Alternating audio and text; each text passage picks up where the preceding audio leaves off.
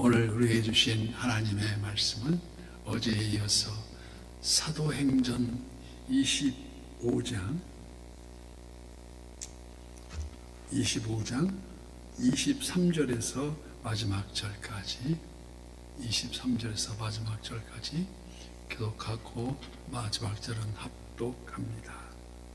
이튿날 아그리빠와 버니게가 크게 위험을 갖추고 와서 천부장들과 시중의 높은 사람들과 함께 접견 장소에 들어오고 베스도의 명으로 바울을 데려오니 베스도가 말하되 아그리빠 왕과 여기 같이 있는 여러분이요, 당신들이 보는 이 사람은 유대의 모든 무리가 크게 외치되 살려두지 못할 사람이라고 하여 예루살렘에서와 여기서도 내게 청원하였으나 내가 살피건대 죽일 죄를 범한 일이 없더이다. 그러나 그가 황제에게 상소한 고로 보내기로 결정하였나이다. 이에 대하여 황제께 확실한 사실을 아뢰 것이 없으므로 신문한 후 상소할 자료가 있을까 하여 당신들 앞, 특히 아그리빠 왕 당신 앞에 그를 세웠나이다. 다 함께요. 그 제목도 밝히지 아니하고 죄수를 보내는 것이 무리한 일인 줄 아나이다 하였더라. 아멘. 오늘 또 선한 일수의 기도의 향연 속에 새벽을 깨우는 우리 성도님들 모두에게 여호와 샬롬 지키신 하나님의 평강과 풍성한 은혜를 축복합니다. 세상 지식에 대한 유무식이 있듯이 우리 복음의 진리에서도 그에 대해서도 깨닫는 자와 그냥 그러려니 하고 깨달지 못하는 자가 있습니다.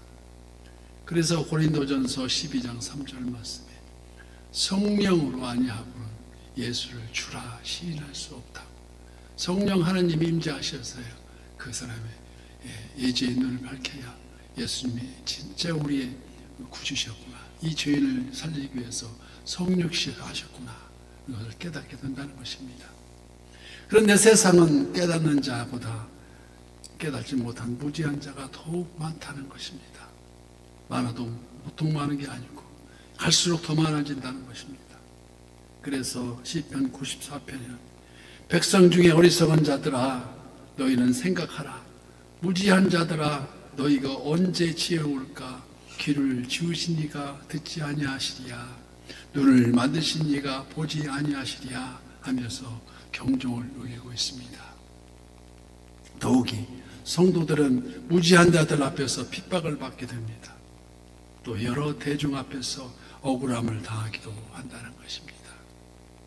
오늘 본문에서도 사도 바울은 죄 아닌 죄를 인하여서 오랜 심문을 받고 있습니다. 즉 무지한 자들 앞에서 당하는 핍박이 과연 어떤 이유에선가, 어떤 연고 때문일까요? 알아보기 위해서입니다.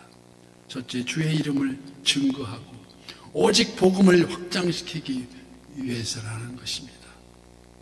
일찍이 우리 주님께서도 누가복음 21장에서 이 모든 일 전에 내 이름으로 말미암아 너희에게 손을 대어 박해하며 회당과 옥에가 넘겨주며 임금들과 집권자들 앞에 끌려가려니와 이 일이 도리어 너희에게 증거가 되리라고 말씀하셨습니다.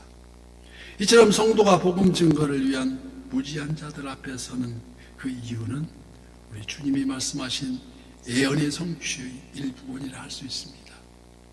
어떤 예언입니까? 사도 바울은 천부장 손에서 살해드린 공예로 또다시 베릭스 총독에게로 또 그 후임인 베스도에게로 그리고 이런 오늘 본문 아그리빠와 버니게 앞까지 이르게 됩니다. 23절 말씀, 이튿날 아그리빠와 버니게가 크게 위험을 갖추고 와서 천부장들과 시중이 높은 사람들과 함께 접견 장소에 들어오고 베스도의 명으로 바울을 데려오니, 이처럼 우리의 싸움이란 혈과 육에 속한 것이 아니라 어둠 속 세상 주관자들과의 길고 지루한 한평생 끝까지 인내의 싸움이라는 것입니다. 오래 참음이라는 것입니다. 에베소서 6장 12절 말씀. 우리의 씨름은 혈과 육을 상대하는 것이 아니뇨 통치자들과 권세들과 이 어둠의 세상 주관자들과 하늘에 있는 악의 영들을 상대함이라 말씀합니다. 우리의 고난은 지칠 줄 모르고 우리 인생의 문을 두드리면서 다가옵니다. 그러나 이때 결코 낙심해서는 안 된다는 것을 우리는 잘 알면서도 그렇게 하지 못하고 있습니다. 이미 주님께서도 이를 복음 증거에 유익하니라고 얘기해 주시지 않았습니까? 오늘 우리도 기꺼이 그 고난을 통해서 주님의 이름이 증거되고 복음이 부끄럽지 않도록 선한 영향력을 끼치는 우리 모두가 될 것을 축복합니다. 또한 핍박의 연고는 어떤 연고냐? 두 번째, 이는 더욱 풍성한 상급을 위한 과정일 것이라고 말합니다. 이 또한 지나가리라고. 그 무슨 말씀입니까? 다윗 왕에게 다윗 왕이 명령을 내립니다. 한참 전쟁에서 풍성한 자꾸 이기고 전백승을 하고 있을 때 세련공을 불러서 이렇게 얘기합니다.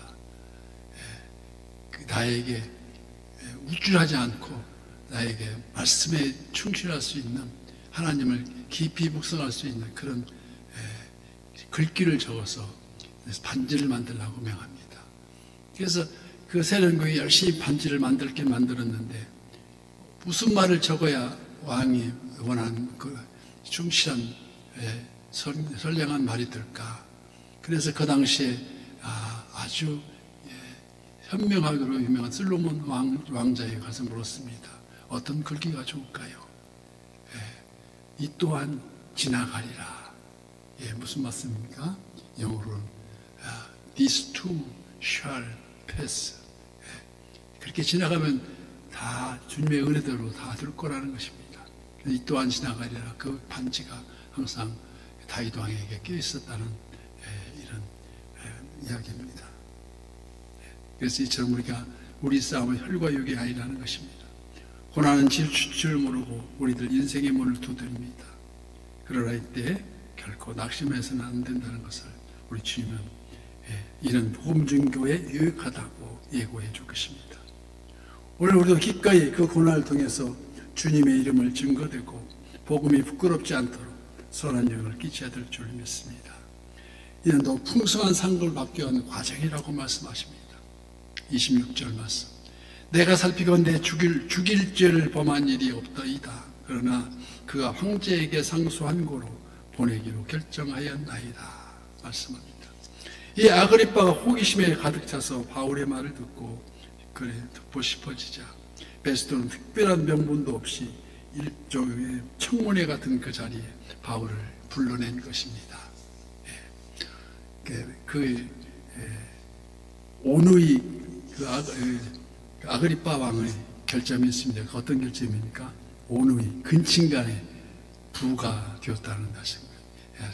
이게 누가 세간의 손가락질을 받고 있는 그 아그리빠와 버니게가 모든 허세를 동원하여 가림막을 치고 그러나 실상은 죄가 없는 바울을 의식하면서 석방하기를 원하지만 그가 황제 가이사에게 호소했기 때문에 어쩔 수 없이 보내기 위해 체류하고 있다는 변명을 하고 있다는 것입니다.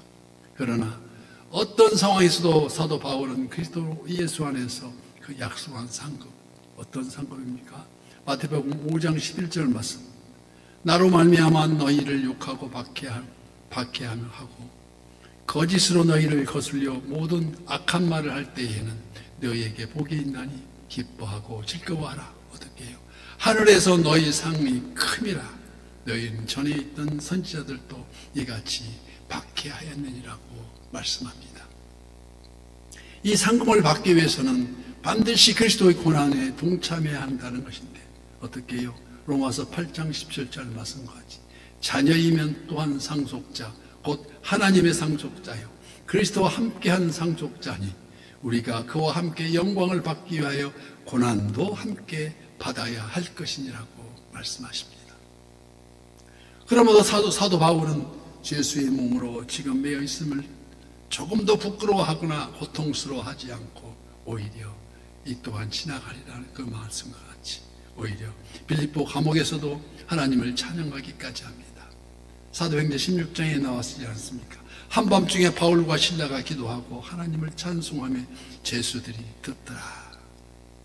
이처럼 그리스도 이름으로 능욕받는 일을 초대교회 사도들과 성도들은 다름 아닌 그리스도께서 당신의 제자로 인정하시는 것으로 여김으로 이를 큰 기쁨으로 감내했다는 것을 말씀합니다.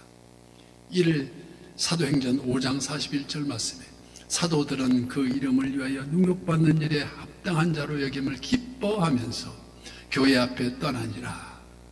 그들이 날마다 성전에 있든지 집에 있든지 예수는 그리스도라고 가르치기와 전도하기를 그치지 아니하니라. 예수 그리스도 바로 그 얘기입니다. 예수는 그리스도다.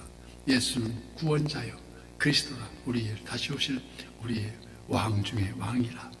복음의 진리에 무지한 자들 앞에 서는 것을 두려워하지 않는 자는 정녕 어떤 시련이 닥쳐도 고민하거나 고통스러워하지 않고 오히려 그리스도께서 합당히 여기심을 생각하고 장차 받을 하늘의 상급을 상상하며 오히려 기뻐할 수밖에 없었다는 것을 말씀합니다.